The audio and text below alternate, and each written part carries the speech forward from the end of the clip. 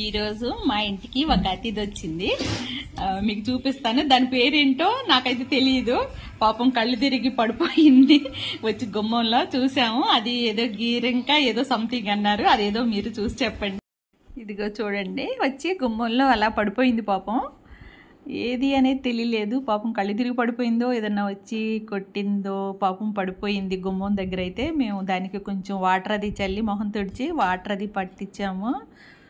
కొంచెం తాగుతూ ఉందన్నమాట. వాటరు గ్లాస్తో పెట్టాము, తాగలేకపోయింది. అందుకని చేతిలో పట్టించారు. చూడండి, ఇప్పుడు బాగానే ఉంది చక్కగా. కొంచెం ఏమన్నా తినడానికని పెట్టాము, పాపం ఏమీ తినలేకపోయింది. చూడండి, ఇది ఏం పిట్ట అంటారు, ఎవరో గీరింకా ఏదో చెప్పారు దీని పేరు, నాకైతే ఏం తెలియదు. మీరు చెప్పండి ఏంటో. బాగుంది కదా బుజ్జిగా, నాకైతే బాగా నచ్చేసింది. కొద్దిసేపు అలాగే పట్టుకున్నాము. కొద్దిసేపు పాపం దానికి అమ్మయ్య పర్వాలేదు అని దాని మనసుకు అనిపించేలాగా కొద్దిసేపు మేము దానికైతే సపర్యాలు అయితే చేసాము. కొంచెం సేవ్ అయ్యింది, బాగుంది. ఇప్పుడు చూడండి, బాగుంది కదా బుజ్జి పిట్ట.